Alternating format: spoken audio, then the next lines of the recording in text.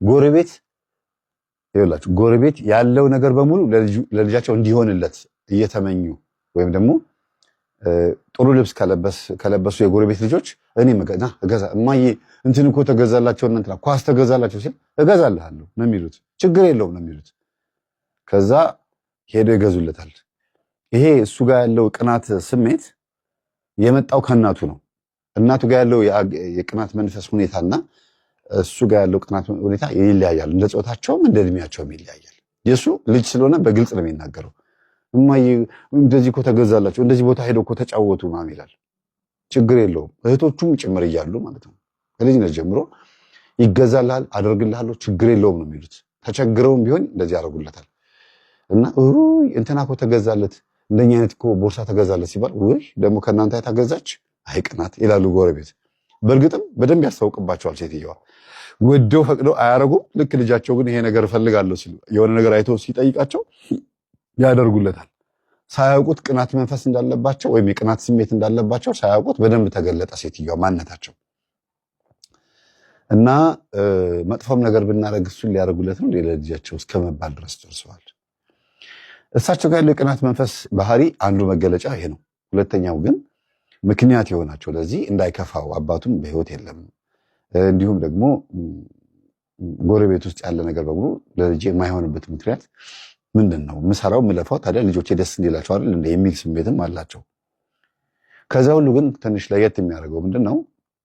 ይሄ ነገር በዘራቸው ከላይ ሲወርድ የመጣ እንደሆነ ነው። እሳቸው ራሱ ሲወለዱ እኚህ እናት እንዴት እንደተወለዱ ታሪኩን ሳጠና በጣም የሚገርም ነገር ነው።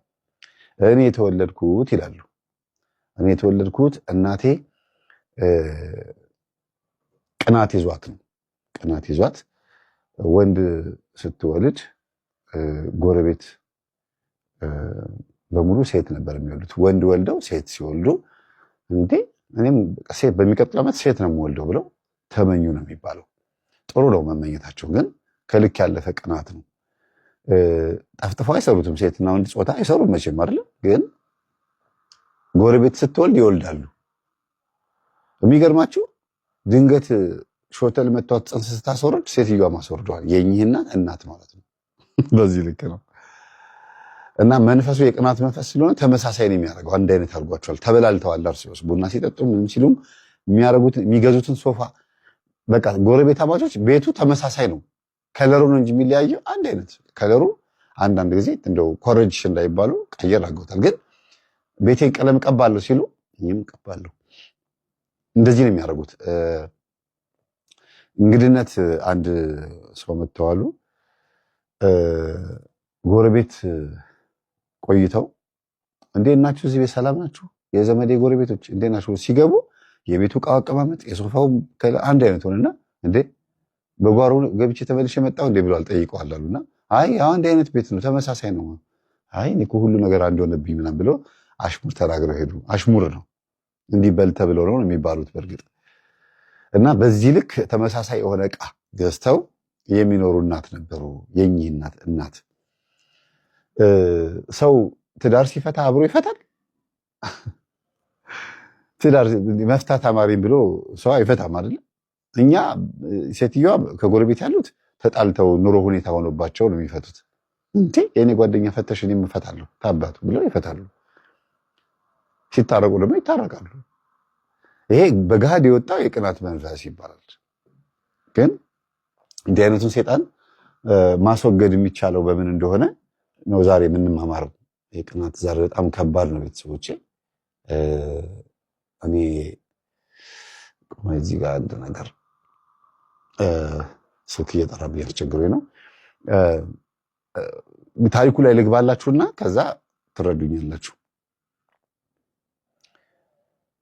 ይሄ ልጅ በዚህ መልኩ ተወልዶ አድጎ ደስ ያለው ነገር እየተገዛለት አሁንም ይሄ ነገር አማረኝ፣ ይሄ ነገር እፈልጋለሁ እያለ እንግዲህ አስተዳደጉ ከእህቶቹ ጋርና ከወንድሙ ጋር ቢሆንም ለየት ባለ መልኩ ለሱ የሚያግዙለት በእሳቸውን የወጣው የቅናት ስሜቱ በትክክል የእናቱ ወደሱ ተጋብቶበታል። ለዚህ ነው ለሱ የሚያዘወትሩት። አጅሬውን በደንብ አይቶታል። እናቱ ላይ ያለው መንፈስ በደንብ አይቶታል ይሄ ልጅ ይመስለኛል።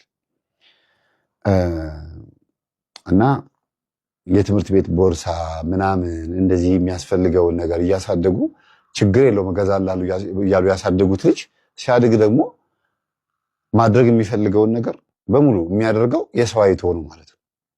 የራሱን አንድ ነገር አያስብም። ይሄ ነገር ያስፈልገኛል ሲል አድርገው አይልም። ለምሳሌ የገዛ ጓደኛው መኪና ሲገዛ ካየ ወይም የሆነ ነገር ሲገዛ ካየ ምን ይሆናል? እኔ እንዴት አይኖረኝም ይላል አንድ። ሁለተኛ ነገር ደግሞ እንዴት ይሄን ነገር ሊገዛ ቻለ ይላል። ማቹርድ እየሆነ ሲመጣ ቅናት ማለት ነው። እንዴት ይሄን ነገር ሊገዛ ቻለ? እንዴት ኖረው? እኔ ይሄን ነገር ማግኘት ካልቻልኩኝ እሱ ሊኖረው አይገባም የሚል ነገር ይመጣል። የቅናት መንፈስ መጨረሻው ይሄ ነው። እያንዳንዱን ነገር ከዚህ ጋር የሚያገናኘው። እሺ አሁን ፍቅረኛ ይዞ ወደ እናቱ ሲመጣ ያለውን ፓርቲ ልጀምርላችሁ። ትልቁ ነገር የጀመረው እዚህ ጋር ነው። እማዬ ተዋወቂያት ጓደኛዬ ነች ብሎ ይዞ መጣ። ተዋወቋት፣ ወደዷት፣ ደስ አላቸው እና እሱ የወደደውን ነገር ይወዳሉ ብያቸዋለሁ አይደለም። በቃ ምን ያልወደድኳትም አይሉትም። ለምን? ይሄን ነገር ፈልጌዋለሁ ሲላቸው የገዙለት። አሁንም ተዋወቂያት ብሎ መጣ። ቡና እያፈሉ ምን እያሉ እየተጫወቱ ምን እያሉ በቃ አንድ ልጄ ነው እባክሽ አደራ በቃ ስስቴ ነው ምናምን ብለው ነግረዋት፣ ችግር የለውም ማማ ምናምን ብላት ትላለች። በቃ በዛው ተገናኙ፣ ፍቅር ተጀመረ። ከአንድ ዓመት በኋላ ትዳር ተጀመረ። ያው ሰርግ አይሉት ወቁልኝ አይባል ብቻ መካከለኛ የሆነ ድግስ ተደግሶ ያው እናቱ ወደ ጓሮ እኔ ጓሮ ቦን ይሻለኛል የኔን ኖር ያለው ቤቴን አስተካክልልኝና እዚህ ነው መኖር ያለብህ ፊት ለፊቱን ግቢ አስተካክለው ምናምን ብለው ይነግሩታል። እሺ ብሎ እንደተባለው ለእናቱ ከጓሮ ቆንጆ ቤት ይሰራላቸዋል። ከፊት ለፊት ደግሞ ግንቡን የጭቃ ቤት የነበረውን በብሎኬት በምናምን አድርጎ ቆንጆ አሳምሮ ግቢውን አትክልት ተክሎ ምናምን በቃ የሚገርም ግቢ ያደረገው በአዲስ መንፈስ ተነስቶ ማለት ነው። እና ድንገት እቺ ልጅ ጎረቤት በጉርብትና ስትሄድ ተመሳሳይ አይነት አትክልት፣ ተመሳሳይ አይነት ግቢ፣ ተመሳሳይ አይነት የቤት አሰራር አየችና እንዴ ልክ እንደነዛ እንደንተን አይነት ቤት ነው እዚህ ቤት የሰራኸው አንድ አይነት ነው አለችው። የመጀመሪያ ጊዜ የገባት የዚህን ቀን ነው። አዎ እኔ እሱ ቤት እኮ በጣም ይመቸኛል፣ አትክልታቸው ሁሉ ነገራቸው ደስ ይለኛልና ከነሱ ቀንቼ ነው ያደረኩት ብሎ ግልጽ ነገራት። ዋው ደስ የሚል ቅናት ነው ይሄ። ቅናት ሳይሆን ቅንዓት ነው የሚባለው በመሰረቱ። ቅንዓትና ቅናት ይለያያል ብዬ እኔ እንደ ትምህርት አይደለም የምነግራችሁ፣ ግን እንደተለምዶ ቅንዓት የሚባለው መልካም ቅናት ነው። ለምሳሌ ንስሐ ሲገባ ሰው ካያችሁ ሲቆርብ ስታይ ወይኔ እኔም በተቀበልኩ ብላችሁ ትመኛላችሁ። ጥሩ ነገር መመኘት ማለት ነው። የዛን ሰው መልካም ነገሩን ጥሩ ነገሩን እኔም በኖረኝ ስትሉ ችግር የለውም። ሀብታም ሲሆን ስታዩ ወይኔ እግዚአብሔር እንደሱ ጸጋ ሰጥቶኝ እኔም ሀብታም በሆንኩ ስትሉ ምንም ችግር የለውም። ጤንነት በሰጠኝ እንደንትና በዳንኩ ስትሉ ይሄ ምንም ማለት አይደለም። ግን እንዴት ጤንነት አገኘ ይሄ ሰው እንዴት ሀብታም ሆነ ለምን እንዴት በለጠኝ ስትሉ ቅናት ይባላል። ቀናተኛ፣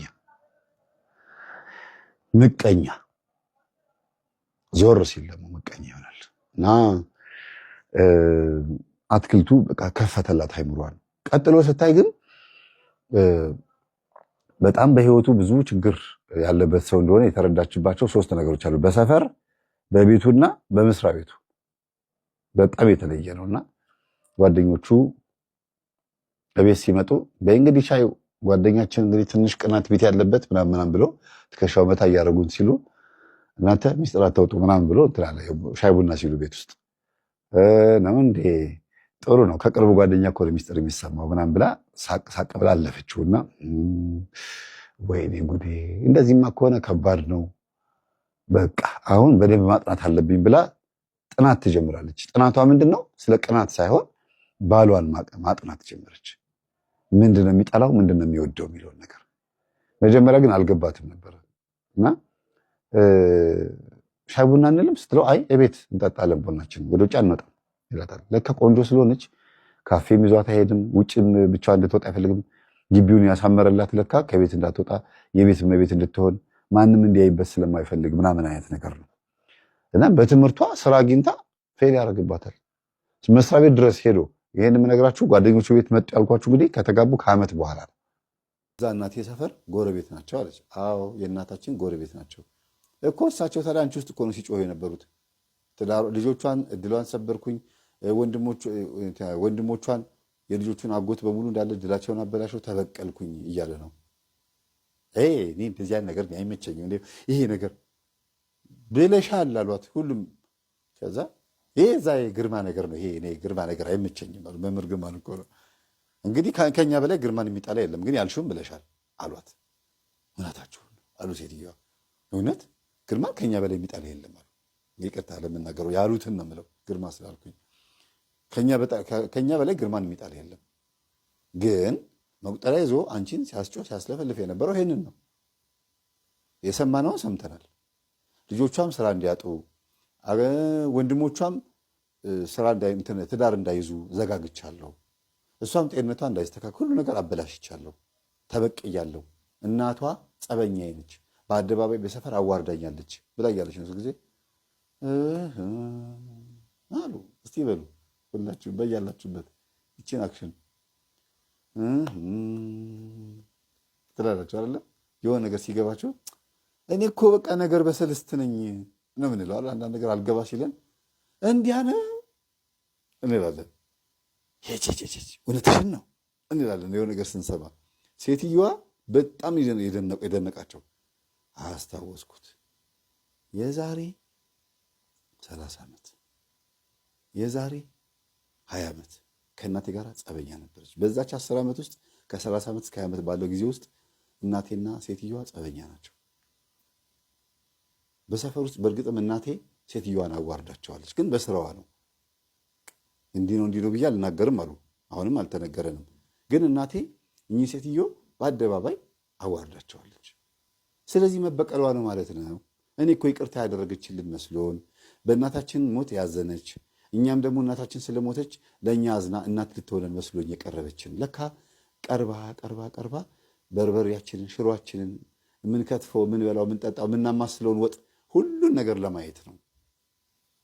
የምናወራው የምንተነፍሰውን አየር በሙሉ ለመስረቅ ነው፣ ለመስለብ ነው ለካ ብለው እናትየዋ ስቅስቅ ብሎ አለቀሱ። ልክ ሰው እንደሞተባቸው ጎረቤት በሙሉ ስቅስቅ ብሎ አለቀሰ። አይ እኛ ነገር እንደው እኛ ክፉ ነን እኮ ሴቶች፣ እኛ እናቶች ክፉ ነን እኮ እያሉ እናቶች እየተናገሩ ወጥ ወደ የቤታቸው። ማታ ነው። በጣም ደነገጡ እና የአባት ዕዳ ለልጅ የእናት ዕዳ ለልጅ እንደሚባለው ምንም በማያውቁት 4 ወንድማማቾች ተረግመዋል፣ ተሟርቶባቸዋል፣ ጥላውጊ ተልኮባቸዋል። በየጊዜው እናንተ ደህና ናችሁ እያሉ እነዛ 4 ወንድማማቾች ቤት ሰንበት ሁል ጊዜ እሑድ ይገባሉ። ቡና ያፈሉላቸዋል ለ4 ወንድማማቾች። እሑድ ሁል ጊዜ ሁሉም እረፍት ናቸው። አይገርማችሁም? ቡና አፍልተው የሚያጠጧቸው እድሳት ነው። እኔ ቅርታ ጉርብትናን እያሻከርኩ አይደለም፣ እንዲህም አለ ተጠንቀቁ ለማለት ነው። ይዘው የሚመጡት ቡና የራሳቸው፣ የሚያፈሉት ቡና የሚያፈሉበት ረከቡት የእናታቸው፣ የሚያሟርቱት በራሳቸው አንደበት፣ የሚራገሙት ጥላውጊ የሚያደርጉት በራሳቸው አንደበት። በጣም የሚገርም ነው። እማማ እናመሰግናለን ብለው ለወንድሞችሽ ቡና አፍልቼላቸው መጣሁ ብለው እዛ አፍልተው ቡና ልጆቹን እስከ 5 ሰዓት ድረስ ቡና ካጠጧቸው በኋላ ከሰዓት ደግሞ ማንጋ ይመጣሉ። ሴትዮዋ ቤት በወር አንዴ ልጅ እህታቸው ቤት ይመጡና ደግሞ በወር አንዴ ያሳድሰው ይሄዳሉ። እንዲያውም እንዴት ከእጅ አመለጠችኝ ብሏል መንፈሱ። የሚገርማችሁ አመለጠችኝ። እዛ ቤተክርስቲያን ሰንበት ትምህርት ቤት ያቺ ልክስክስ እያመላለሰችብኝ እሷንች እንጂ አትወልዳትም። እንኳን ልጆቿ ስራ ፍለጋ ስራ ሊያገኙ ቀርቶ አትወልድም ነበረ። አምልጣይ ነው አመለጠች ይላል ሴትዮዋ ላይ መንፈሱ። ደግሞ ከሁሉ የሚገርመው ትንግርት የሚሆነው የሚገርማችሁ ነገር ቤተሰቦቼ፣ እኚህ የ3 ልጆች እናት የተባሉት ሴትዮዋ የአጎቶች እህት ማለት ነው፣ በፍጹም ይሄን አትጠረጥርም። ሴትዮዋንም አትጠራጠራቸውም፣ አትገምትም። ይሄን ማመን ተቸግራ ሳምንት ሙሉ ሰውነቷ እየተንቀጠቀጠ ነበረ። ማመን ተቸግራ እንዴት ለምን እንዴ? ስለዚህ ባለፈው ዓመት ስጦታ ብሎ ያመጡልኝ ወጥ የምሰራበት ድስት የሳቸው አይደለም ያ ባለፈው የሰጠችን ቢጃማ እያሉ ሽቶ፣ በተለይ ሽቶ በጣም ነው የሚያመጡት። አስቡት፣ ዕጣን። ብዙ ጊዜ ነገረኛ የሆኑ የቡዳ መንፈስ ያለባቸው ነገረኛ የሆኑ ጎረቤቶቻችሁ ነገረኛ መሆናቸው የሚታወቀውና አሾክሿኪ መንፈስ ወደ እናንተ እንደላኩ የሚታወቀው ልክ ቡና በምታፈሉበት ሰዓት ላይ ምን ይላሉ? እስቲ እሳት ካላችሁ ብለው ይዘው ይመጣሉ። ቡና በምታፈሉበት ቡና ፍልታችሁ ልክ ቡናው ሳይጠጣ ይመጡና እሳት ስጡን ይላሉ። እና እሳቱን ተቀብለው ከሄዱ በኋላ እግዚአብሔር ስጥልን ይላሉ። እሳት እግዚአብሔር ስጥልን አይባልም። ይባላል እንዴ? እሳት እንዴት እግዚአብሔር ይሰጣል? እና እንዲህ የሚያደርጉ ሰዎች አሉ። ያንን እሳት ይወስዱና ዕጣን ያደርጉበታል። በሚጨሰው ዕጣን በኩል አሾክሿኪ መንፈስ ወሬ አምጥቶ ይነግራቸዋል ማለት ነው። የዛ ቤት የሚወራውን እኔን እያሙኝ ነው፣ እየሰደቡኝ ነው፣ ምን እያሉኝ ነው የሚለውን ነገር ይሰማሉና ሴትዮዋ ጠንቋይ ቤት በመመላለስ ዋና አንደኛ ናቸው። ይሄን ግን ልጅቷም አታውቅም፣ ወንድማማቾችም አያውቁም። እናት ብቻ ነች የምታውቀው። ያቺ የሞተች እናት በአደባባይ ያዋረደቻቸውም በዚህ ጉዳይ ላይ ነው። ዲቴል መግባት አልተፈቀደልኝም። የሴትዮዋ የመተት አድራጊዋ ሴትዮ ልጆች እኔም መምህር ገጠመኙን እንደምታቀርበው እናውቃለን። ግን እናታችን ምን አይነት ሰው እንደሆነችና ማን እንደሆነች ዲቴል ባትገባ ደስ ይለናል። ለሞራላችን አሉ ችግር የለውም አልኳቸው። ለዚህ ነው ብዙም አልናገረው። ዞሮ ዞሮ በባዕድ አምልኮ ምክንያት ነው በአደባባይ የተዋረዱት የሚለው ነገር ተፈቅዶልኛል ማለት ነው። እና ዛሬ ላይ ደስ የሚለው ብዙ ነገር አለ። ብቻ በኋላ እንመጣበታለን። እኚህ እናት በየመኝታ ክፍላቸው እየሄዱ ያጸዱላቸዋል። ምን ይሉላቸዋል ነው የሚታወቀው። በዛ ነው ማጽዳት ስላችሁ እንደ ጽዳት ሰራተኛ አይደለም። አንተ አሞኛል ማዘር አሞኝ ተኝቼ ነው ናሺ ቡና ፈልቷል ተነስ ይሉታል። ቡና ሊጠጣ ወደ ሶፋ ወደ ሳሎን ሲመጣ ዝርክርክ እዚህ አልጋህን ወይ አታነጥፍ ወይ ካልሲን አታነጥፍ ምናምን እያሉ እንደ እናት ነው የሚተውኑት። ግን ገብተው መኝታ ክፍላቸው ላይ ምናምን አድርገው ነው የሚመጡት። ይሄን የተናገረው መንፈሱ ነው። ጸበል ቦታ ላይ የሚለፈልፈው እንዲህ አድርገን እንወጣለን እንዲህ እናደርጋለን። በኋላ ስንጠይቃቸው አዎ ደግ አደረኩ ምን ታመጡ ነው የሚሉት። ሴትዮዋ እንኳን በቃ እኔ በቀሌን ጨርሻለሁ፣ ይኸው ስንት ዘመን ሙሉ አስቀምጫ በቅሎ አድርጌ አስቀምጫቸዋለሁ። አንዷን እቺ ያመለጠችኝ፣ እሷም ደግሞ ልጆቿን የስራ በቅሎ አድርጌያቸዋለሁ። የማህፀኗን በቅሎ ማድረግ ባልችልም ግን የወላድ መካን አድርጌያታለሁ። እነዛን ታዎች እነዛን በግ ናቸው ብለው አራቱን አጎቶች ሙልጭ ነው የሚያደርጓቸው። በጣም ነው የደነገጡት። አሁን በህብረት መስገድ ጀመሩ። 4 አጎቶችና 3 ወንድማማቾች እህትም ጭምር። ጎረቤትም መምጣት ጀመረ። ጭራሽ የሴትዮዋም ልጆች ጭምር ሁሉ ይሄን ጉዳይ ሰምተው መጥተው እናታችን ይቅርታ በሏት፣ ይቅርታ አድርጉላት። አዎ እኛ ይሄን ሰምተናል፣ ተይ እያልናት አልሰማ ብላን ነው። ጭራሽ ታውቃላችሁ? አዎ እኛ ያላገባ ነው ለበቀል እንደሆነ ታውቃላችሁ? አዎ የልጅ ነገር ሆኖብን እኛ ዝም ብለን ትተነው ነው እንጂ ካሁን የሚመስለን የነበረው ነገሩን እንደ ባህል ዝም ብሎ እንደ ባዕድ ነገር እንጂ የሚሆን አልመሰለንም አሉ። እየቆየ ሲመጣ ግን እውነትም አለማግባታችሁ፣ አለመውለዳችሁ፣ አጠቃላይ ዲቃላ እንኳን አምጥቶ እንኳን ከአንተን የወለድኩት ምትል አንድ ልጅ እንኳን ሊኖር ተመኝተን ነበር አሉ። የሴትዮዋ ልጆች ነው እንግዲህ የመተት አድራጊዋ ሴትዮ ልጆች። እና እሺ የሆነውስ ሆነ። እናታችሁ እርግማኗና መዋርቷ እንደሰራ ምን ያህል በምንድን ነው እርግጠኛ የሆናችሁ ሲባል ጊዜ ቀድማ መጀመሪያ ተናገር። እኔ የተናገርኩት ጠብ አይልም። ሴትዮዋ እንዳዋረደችኝ እናንተንም አንገታችሁን እንዳስደፋች እኔም ደግሞ በልጆቿ አንገቷን አስደፋለሁ። ልጆቼ እኔስ ልዋረዳሉ። ልጆቼ አንገታቸውን እንደደፉ በእኔ በእናታቸው መዋረድ ምክንያት መግባት መውጣት እንደተቸገሩ ሁሉ እኔም ደግሞ ባለመውለድ ልጆቿ እሷ ትለፍ በሽታ ወስዷታል አንደኛው ግን ልጆቿ ግን ባለመውለድ አንገታቸው እንዲደፉ ነው ማድረጋቸው ብላ ነው እንግዲህ ያደረገችው። ስለዚህ ሁሉንም ማህፀን ዘጋች። ጤና አዳም አሪፍ ነው ጤና አዳም ተጠቀሙ እያለች በጣም በሚገርም መልኩ ዶዜጁን እያበሳች፣ በተለይ የጤና አዳም ፍሬ ብዙ ጊዜ ጤና አዳም ቡና ውስጥ እየነከራችሁ የምትጠቀሙ ሰዎች እንደ ጤንነት ጥሩ ነው። ጤና አዳም አሪፍ ነው። የጤና አዳሙን ፍሬ ግን ባትመገቡት ጥሩ ነው። አንደኛ መካን ያደርጋል። ለጉንፋን ነው ለምንድን ነው እየተባለ ይጠቀሙታል ወይ